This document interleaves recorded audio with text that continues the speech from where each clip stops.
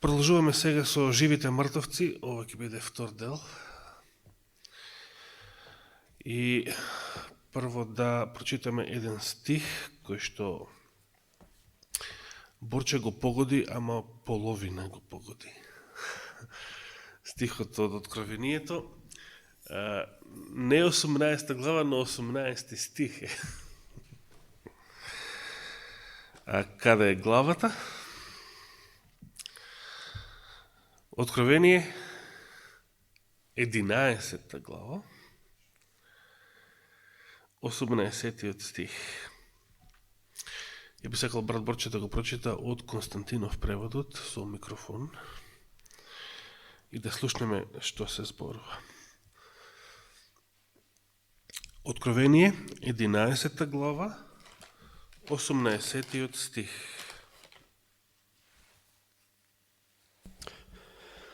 И народите се разгневија и дојде Твојот гнев и времето да им се суди на мртвите и да им се даде награда на Твоите слуги, на пророците и на светите и на оние кои се бојат од Твоето име, мали и големи, и да ги уништиш оние кои ја расипуваа земјата.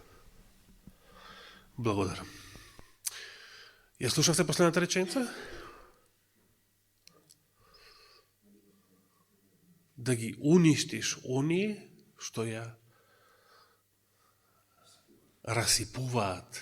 Што расипуваат? Земјата ја расипуваат. Како ја расипуваат земјата? Со прскање, со отрови, со генетски модифицирани организми.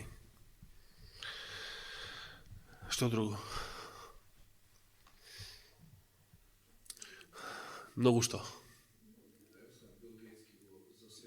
Да, ги слушнахме и овие најнови будалаштини од министрите на новиот светски поредок, ке го затемнувале сонцето. Да не ни биде толку топло. Изгледа ни имаме премногу топло.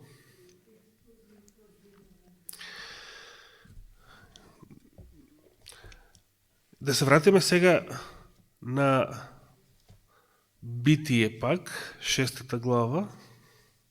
Што рече Господ, да се подсетиме само од минатата сабота, пред потопот. Битие 6 глава.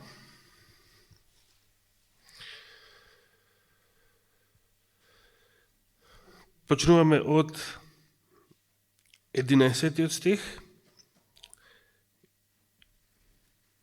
А земјата се израсипа пред лицето на Бога и се исполни со неправда. Земјата се израсипа. 12 стих. И погледна Бог на земјата и ете што? Таа беше расипана.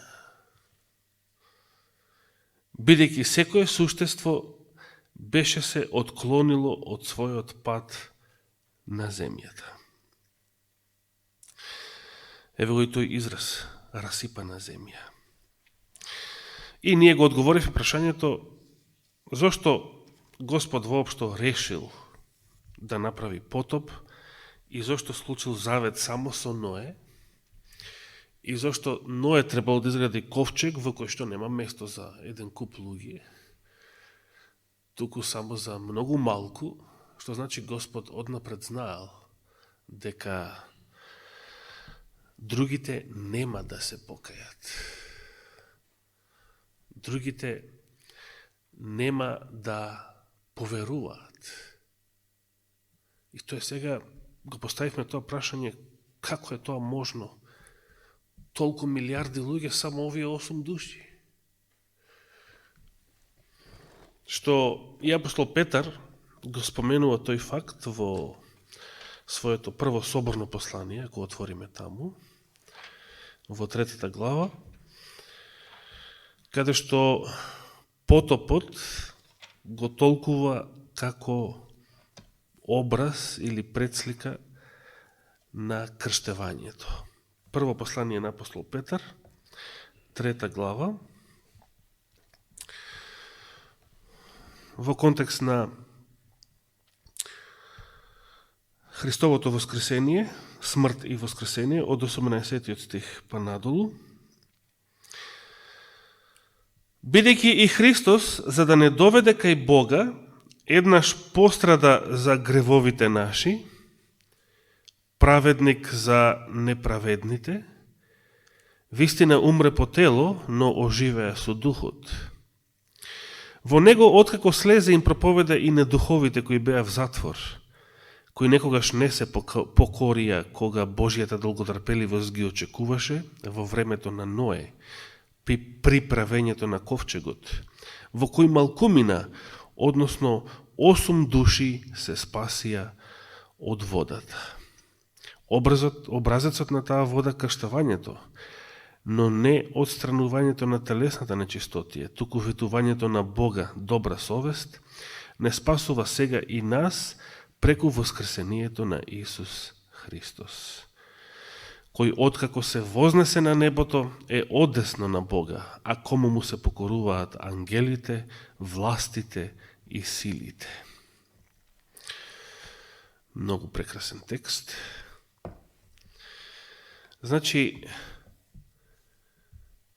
во времето на Ное, од потопската вода, беа спасени малкумина, односно 8 души. Можеме ли да замислиме колку било големо беззаконието, ако само толку се спасија?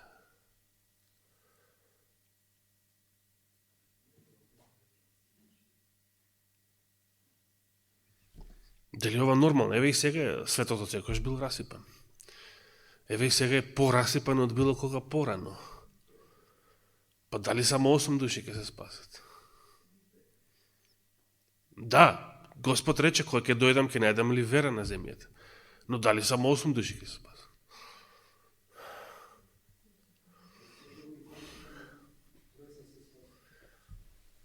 Да. Дали вратата на спасението е навистина толку тесна? Има нешто што луѓето ги прави, особено оние што живеат пред голема катастрофа, а последните неволји се последната голема катастрофа. Значи, пред Христовото доаѓање се последните катастрофи, какви што биле и потопот, какви што биле Содом и Гомор, нивното уништување со оган,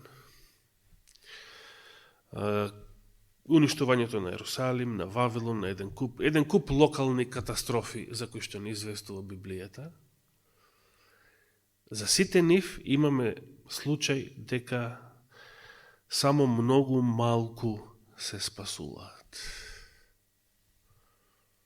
На што се должи тоа? Да си поставиме прашање. Зошто од еден куп луѓе, од илјадници, од милиони, од милиарди луѓе, па зарем не беше можно да има повеќемина? Како тоа? Како тоа волку мал процент?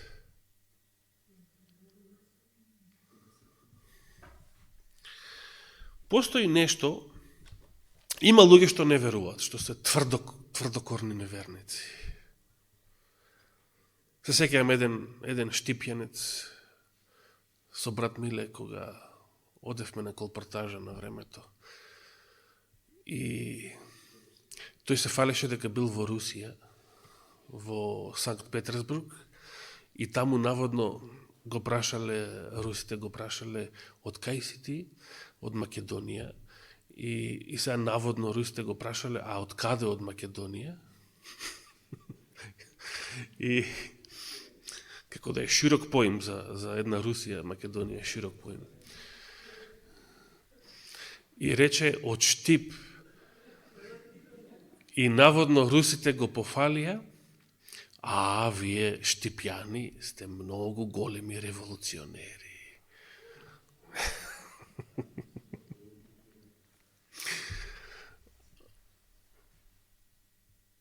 најверојатно лажал или делумно излажал.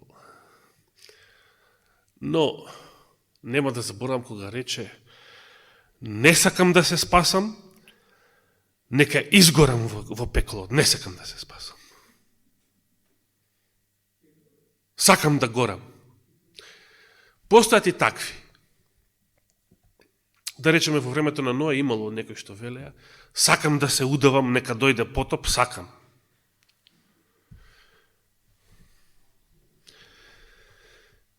Има тврдокорни грешници, кои што отворено не сакаат ниту спасение. Има луѓе кои што не веруваат, би сакале, ама не веруваат. Едноставно тоа се приказни, бајки, глупости, што верувате вие и така натаму. Има една друга голема, многу бројна класа на луѓе и денес, и во времето на Ное, кои што сериозно ги сваќаат пораките, ама што? Точно е, и тие спаѓаат во неверување, меѓутоа не затоа што мислат дека тоа што Ное го зборувал се лаги, глупости, приказни и така натаму. Туку затоа што се плашат отворено да ја изразат својата вера и своето согласување со Ное, со малцинството, со вистината. Како тоа кога Христос си заминал од земјата, имало само 120 души, негови следбеници во Ерусалим, а првиот ден Педесетница 3000 крстени. Значи, можеме да се замислиме, кога Христос бил на земјата до последниот ден, имало мнозина евреи во Ерусалим, кои што со срцето биле на негова страна, но што? Не ја исповедале таа вера. Се срамеле, се плашеле, како Никодим. Да, Јосиф. Ај тие малце порано од отворено но веќе за жал по неговата смрт. Односно, тука негде, уште на Велики петок, уште во Синедрионот. Но пред тоа и тие, тајно. Затоа Господ рече: кој ме исповеда мене јавно пред луѓето, и јас ке го признаам, кој ме признае мене јавно пред луѓето, и јас ке го признаам него пред мојот Отец небесен. А кој се срами од мене пред луѓето, и јас ке се срамам од него на судниот ден пред мојот Отец небесен.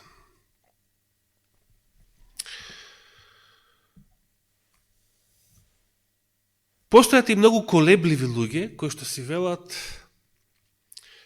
може да има вистина во ова, ама зошто сите доктори, научници, професори, проповедници, теолози, зошто мнозинството од тие и духовни и световни водачи тоа не го прифаќаат и не го веруваат. И тоа беше силен аргумент. Не само во времето на Ное, науката, да. Мнози не веруваат во ова божица, наречена науката. Значи, не постои таа божица.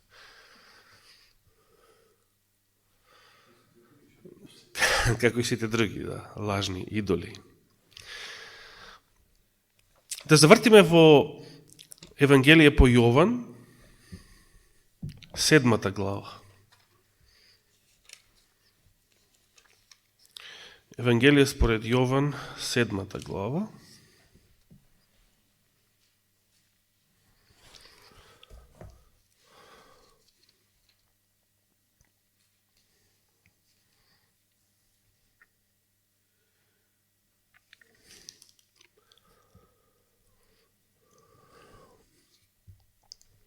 При крајот на главата од од 44 стих. Почнувајќи од 44 стих, 7 глава, Евангелие по Јован. А некои од нив сакаат да го фатат, се мисли Исуса, значи да го уапсат, но никој не стави рака врз него. Дојдоа пак слугите кај првосвештениците и фарисеите и овие им рекоа: зошто не го доведовте? А слугите одговорија: никогаш човек не говорел така како овој човек.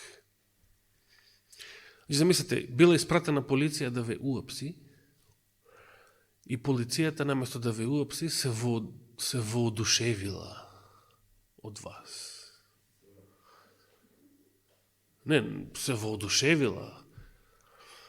Јас на времето слушав дека во времето на СФРЈ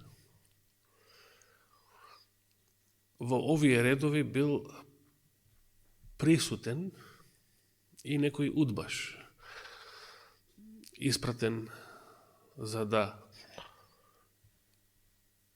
по професионална обврска да следи што тука се случува, што тука се зборува, што тука се прави и така натаму.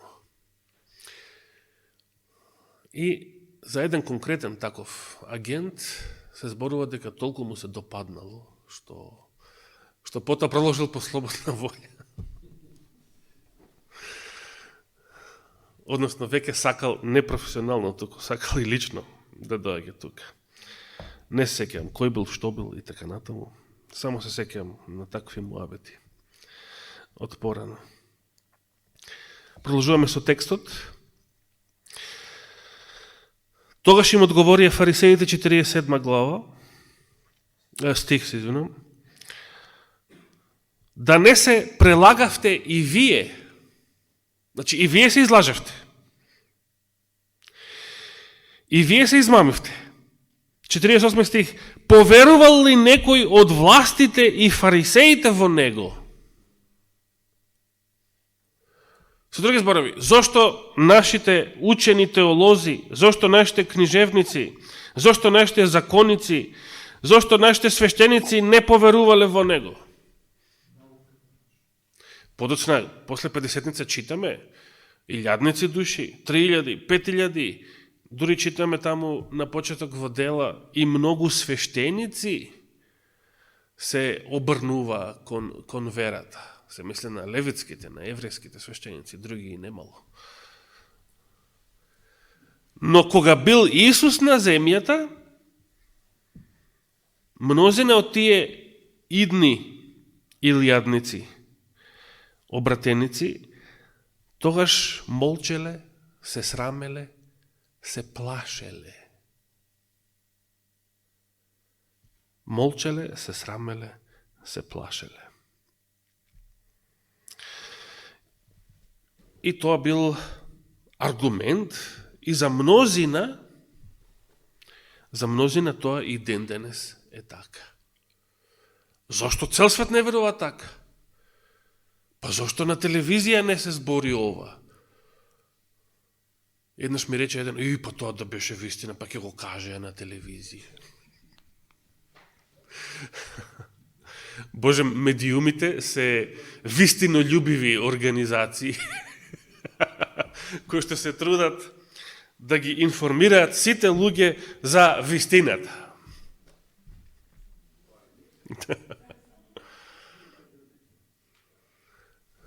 Всушност, како што изјави еден тогашен председател на Американското здружение на новинари од 1950-тите години, тој самиот рече: ние, новинарите, сме интелектуални проститутки.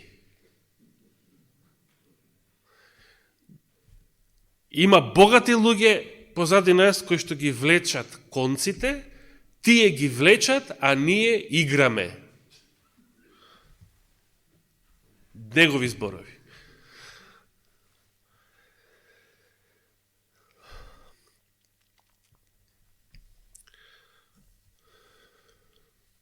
Би сакал да ви прочитам еден текст кој што ќе ни помогне да разбереме колку е актуелен овој проблем и ден денес.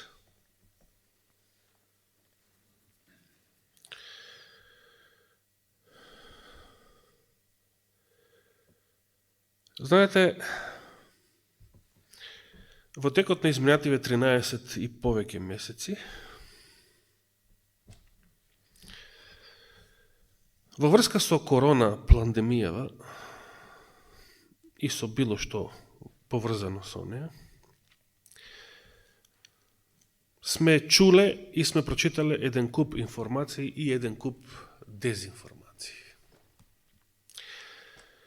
Видовме како мнозина луѓе не веруваат во предупредувањата за лажните вакцини, за плановите на новиот светски поредок, на слугите на ѓаволот. И сето тоа го нарекуваат теории на заговор.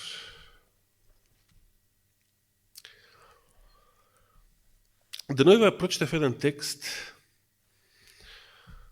кој што докажуваше со факти дека поимот теорија на заговор потекнува од 1960-тите години и е намерно пуштен во промет од страна на Американската разузнавачка агенција ЦИА. Значи, како стратешки, самиот израз теорија на заговор е тогаш пуштен во промет преку овие што играат, медиумите, со цел да ја збунат американската јавност околу вистината во врска со атентатот на председателот Кенеди, па и на брат му 5 години подоцна. Бидејќи американската јавност имаше сериозна основа, ако не докази, дека владиниот извештај во врска со атентатот не држи вода, дека е глупав, а владиниот или официјалниот извештај за 11 септември 2001 година е најглупавата теорија на заговор, што било кога била пласирана во јавноста. Нешто што ептен не држи вода.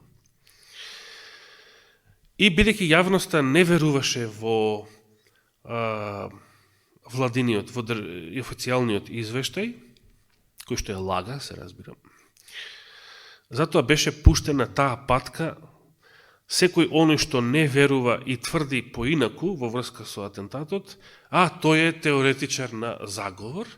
И која е целта, зашто воопшто големи и мокни разузнавачки агенции, зашто би се занимавале со ваков проект? Затоа што тие многу добро ја познаваат човековата природа. Ако пуштиш во јавноста нешто со што ќе правиш луѓето да се срамат од вистината, затоа што мнозинството не верува во неа, барем јавно, значи тогаш ќе постигнеш и мнозина од оние што веруваат да се збунат или барем да не сакаат јавно да сведочат, односно да ги замолкнеш.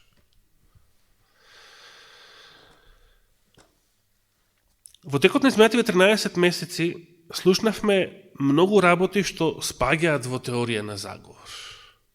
И кои што јас од тука, од ова место, никогаш не ги проповедав, затоа што не сум сигурен дека е тоа точно.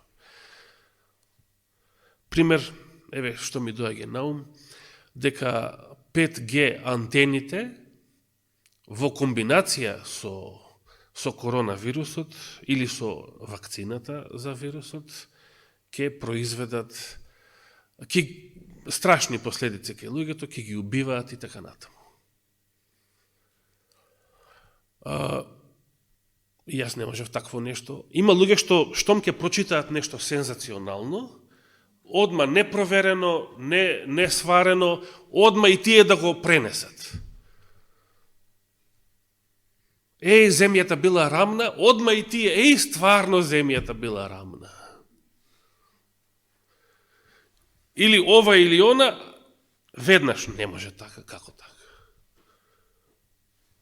Не можем ја да бидем сигурен каков ефект ќе имаат 5G антените и дали ќе има. Тоа беше само еден пример. Да ви прочитам нешто што деновиве го видов исто така, што спаѓа во тој жанр, зборови на еден грчки старец, што тој ги сведочи како негово пророштво, предскажување. Видите што вели. Оваа епидемија, се мисли на оваа новата, што другарот Гейтс ја најавува, дека ќе има сега следна пандемија. Значи, оваа новава пандемија, некои нарекуваат и трета,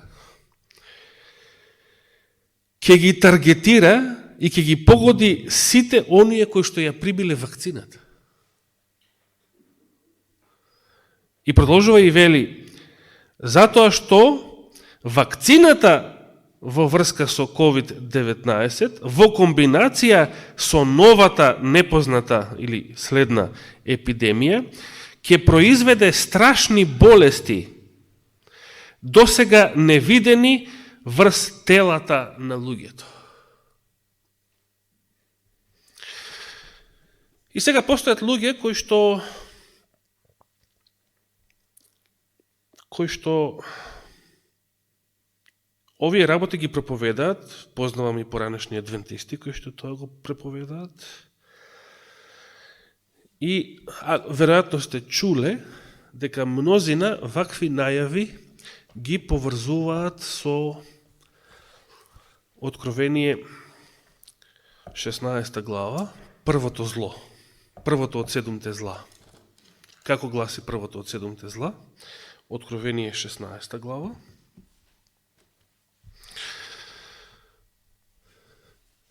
Втори стих. И отиде првиот ангел и ја излеа чашата своја на земјата. И по луѓето, што го имаа жигот на зверот и се поклонуваа на неговиот лик, се појавија лоши и лути рани. И сега веднаш може да разберете кои се оние што проповедаа дека ова ќе им се случи на примателите на лажната вакцина, тие што автоматски веруваат дека таа вакцина е жигот на зверот.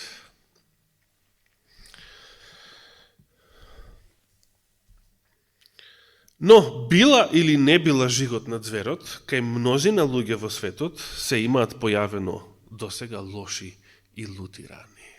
Тоа е факт. Сакам само да кажам дека многу е битно да разликуваме факт од нечие предскажување или од теорија, толкување и така натаму. До сега, она што го зборував на тема корона и лажните вакцини е подкрепено на факти. Денојве прочитав во Грција еден куп постари лица умираат веднаш по примањето на Pfizer вакцината.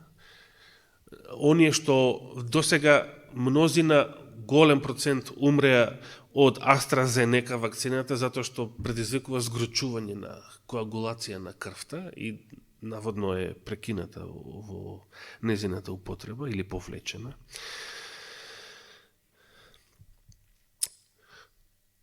Има фамилии во Грција кои што најавуваат тужби затоа што некои нивни членови од семејството почина по примањето на вакцината, а последно што прочитав, во еден старечки дом во Грција овие денови, изминатава седмица, 68 луѓе почина веднаш по примањето на вакцината. Значи, 1, 2, 3, па да речеш, ајде, може би е случајно, може би нема врска со вакцинава, ама 68.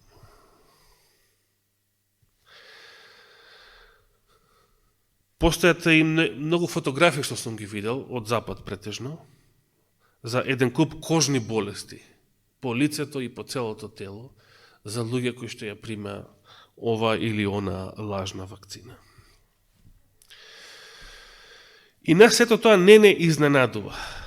уште пред да ги слушнеме, уште во декември, пред да ги слушнеме првите информации за последиците на овие лажни вакцини, проповедавме против нив, затоа што имавме факти. Фактот е дека генетското модифицирање на човечкиот организам прави клетките на самиот организам да произведуваат патоген, кој што имуниот систем ќе треба да го напаѓа. Значи, нашиот имун систем да ги напаѓа нашите клетки, самиот себе си. И дали не чудат, и треба да не чудат овие лоши последици. Дали ќе има трета пандемија или втора, или како сакаме идна, која што ќе ги таргетира само овие што ги примиле вакцините со уште пострашни последици. Дали за 2-3 години ќе изумрат милиарди луѓе на земјава или сите што ја примиле вакцината, им се предвидува 2-3 години, кој од бубрези, кој од мозок, кој од срце, секакви последици. И дали после 2-3 години ќе останеме само ние и, да речеме, половина милиарда само на земјава, како што сакаат другари од Централниот комитет. Не знам, јас тоа не го знам, дали овие предвидувања се точни или не се точни. Но имавме доволно докази за да знаеме што е вистина и што е сигурно за да кажуваме, а што не знаеме дали е вистина, во најдобар случај, и не е сигурно да се кажува и да се пренесува понатаму. Но, деновиве се појави и една друга вест. Бурче ми ја спомена минатата сабота, но јас ја прочитав во еден портал. Жак Атали, советник на поранешниот француски претседател Франсуа Митеран, во 1981 година, значи пред 40 години, го напишал следново. Цитирам. Во иднина ќе треба да се позанимаваме со пронаоѓање на начин како да го намалиме населението на земјата. Звучи како другарот Гейтс и неговите слични најави од претходните години, уште пред короната. Ке треба да започнеме со старите луѓе, пред 40 години. Кога јас бев прво одделение, кога мислевме дека живееме во друга планета, во споредба со ова што сега се случува. И кога некои луѓе како другарот што излезе, например, не може да се помират зашто го нема веќе тоа, тој свет, тој систем и тогашниот Бог.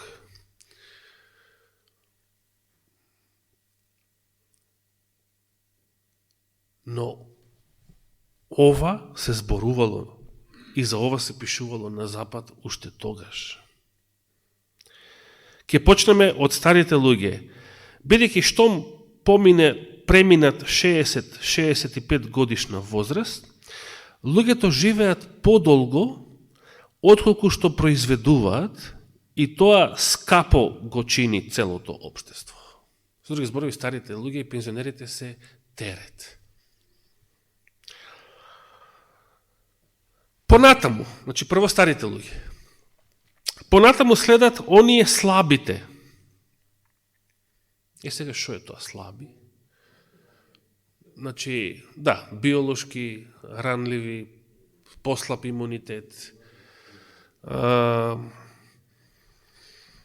може би генетски предиспонирани. Се разбира, еден куп причини зашто нечи организам е слаб и кој што, ете и мнозина што од COVID почина и од самите вакцини, може би се спаѓаат сигурно некој од нив и во оваа категорија заради слабоста на нивниот организам.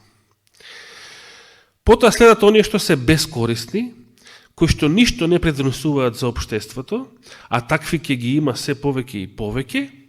И погледате која е последната класа што ја споменува.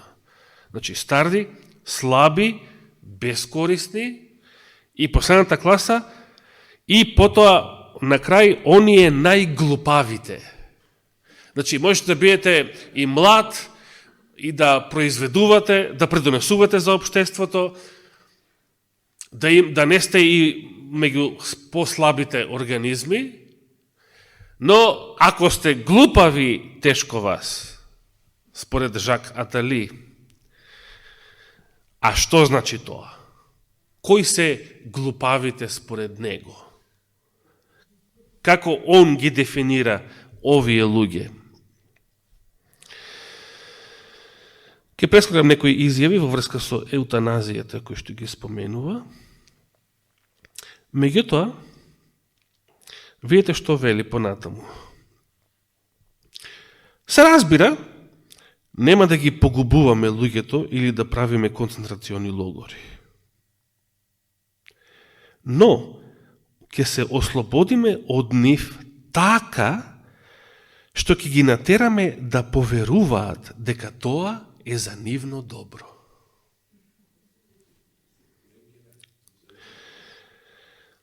Премногу големото население или премногу големата популација е во главном непотребна и економски прескапа. Понатаму вели, нема да можеме да спроведеме тестови на интелигенција врз милиони и милиони луѓе. И тоа е прескапо. Не можеме да, со други збори, ова е чисто нацистички програм. Значи, тој сака да знае кои во општеството се попаметни луѓе, а кои се глупавите, па да ги елиминираме. И се вели, не можеме сега на целиот свет да вршиме тестови на интелигенција, па да видиме кои се глупавите, а кои се паметните и корисните во општеството. Но, како ќе знае? Сепак има начин како ќе се знае. Еве како, еве кој е тестот што тој пред 40 години го најави. Ќе пронајдеме нешто, ќе предизвикаме нешто, некоја пандемија, вели, со цел одредена група луѓе или некоја економска криза, или некој вирус, кој што ќе ги погоди старите или дебелите, да го земеме и ова предвид. Затоа што сигурно сте слушнале дека наводно од COVID пострадале и да, освен по старите во просек, пострадале и по дебелите во однос на просечната популација. И продолжуваме. Значи, старите или дебелите не е битно, вели. Оние слабите ќе му подлегнат на вирусот. Слабите, значи, организми. А плашливите и глупавите ќе поверуваат и ќе побараат да се лечат. Еве го тестот. Да се лечат. Зомби апокалипса, рече Центарот за контрола на болести на Соединетите Американски држави или CDC. Живи мртовци, прв и втор дел. Ја насловив ја оваа беседа од минатата и оваа сабота. Ние ќе се погрижиме да им овозможиме лечење, третман кој што воедно ќе биде и нашето решение. Изборот на идиотите ќе се изврши сам по себе и тие самите ќе одат на кланица. Што представува кланицата? Од ова пророштво на Жак Атали, а тој не е ниту пророк, ниту синот пророчки, туку еден од инсайдерите за плановите на новиот светски поредок,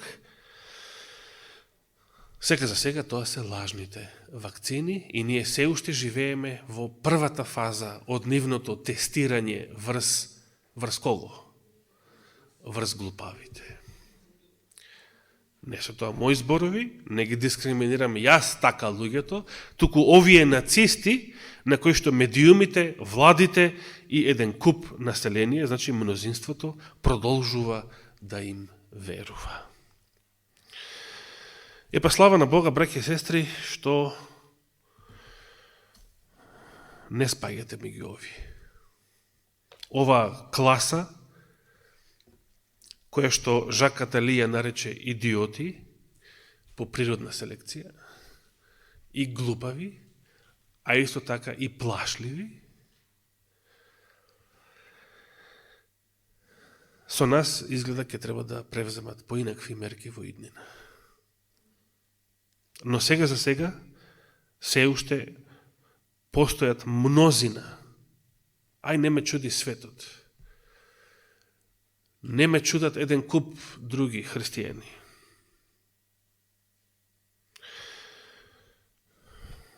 Не ме чудат повеќето адвентисти, либерални, овакви и онакви. Познавам конзервативни адвентисти. Познавам образовани конзервативни адвентисти. Еден од нив од Хартланд, кој што е и се занимава многу со наука и научни прашања. И они се слепи, они не го гледаат ова.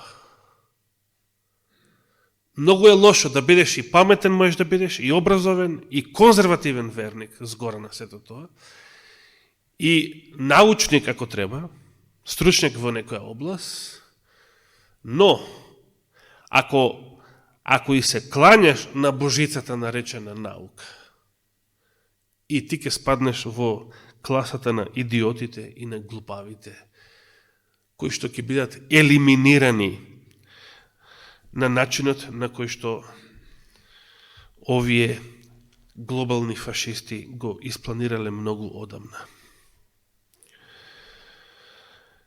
Проклет е човек што се надева на човек. Проклет е човек што верува на човек.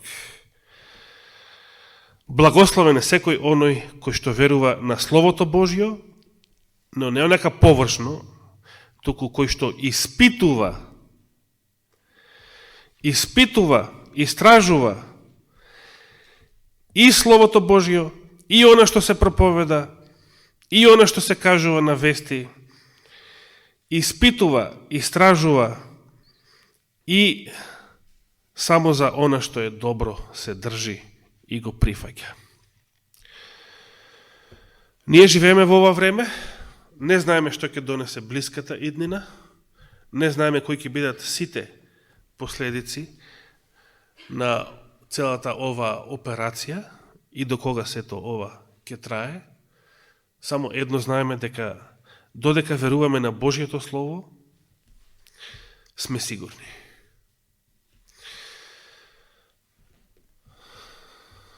Причината зашто повеќето, за жал, и повеќето адвентисти во светот, и професионални теолози и проповедници, немаат сигурен став околу овие работи, и околу ковидот, и околу лажните вакцини. Е што повеќето од нив, значи дури и теолози да се, повеќето од нив не знаат дека генетскиот инженерин е осуден од духот на пророштвото. Тие воопшто немаат врска за она што првпат го проповедавме пред 10 години, за последниот грев. Немаат врска за тоа, не знаат. И затоа се што кажуваат досега е, па тоа не е жигот на зверот. И не можат да сватат, не можат да видат кои се страшните последици од ова нешто. Затоа што не истражувале доволно, не истражувале длабоко и повеќето се плашливци и сакаат да веруваат на властите, сакаат да им веруваат на научниците, на лекарите, затоа што не ја сакаат вистината, не сакаат да прифатат дека живеат во поинаков свет од оно што си го замислуваат. Не сакаат да излезат од матриксот кој што им е програмиран преку медиумите, се плашат. И се плашат да чекорат по тесната патека и да влезат низ тесната врата која што води во живот. Нека Господ ни даде сила да издржиме во овие времења. Нека ни даде победа над секој наш греф, слабост или искушение, бидејќи во ова последно време ѓаволот ќе се фати за било што и нешто најситно во нас, во нашиот карактер, во нашите срца, ако е тоа негово, ако е грешно. Нека му е фала и слава на Господа. Амин. Оче наш, ти благодариме за Твојата голема милост и добрина. Ти благодариме за сите предупредувања. Ти благодариме за духот на пророштвото. Ти благодариме за сето она што однапред се ни го кажал во Словото Твое. За да знаеме, за да се ориентираме, за да имаме светлина и видело околу нас. А гледаме колку многу верници се слепи и не ја разликуваат вистината од лагата во овие денови и во оваа тековна криза. Те молиме, Господи, да ги вразумиш, да им ги отвориш очите да прогледаат, да ги обратиш нивните срца. Те молиме за нас да не очистиш од сите гревови и беззаконија, за да можеме да издржиме и во идните неволји кои што доаѓаат. Те молиме за мнозина разочарани и обесхрабрени, за мнозина кои што веќе не ја исповедаат својата вера, кои што ја загубиле својата вера, кои што не одат во црква. Те молиме, Господи, тие се сега студени, но се подобри од нас млаките во Твои очи. И затоа направи ги одново жешки. Привлечи ги одново со љубовта Твоја кон себе, кон светлината Твоја. Отворим ги очите и на мнозина неверници и безбожници кои што никогаш порано не верувале, а кои што со овие настани имаат шанса да поверуваат, да ја согледаат вистината, да те запознаат Тебе и да се спасат. Најмногу те молиме за нашите болни и немокни, од сите нив најмногу те молиме за сестра Мимица, нека Твојот Дух Свети и Твојата благодат ја исцела духовно и телесно. Нека биде волјата Твоја, Господи, а за ова те молиме и Ти благодариме во Христово име. Амин.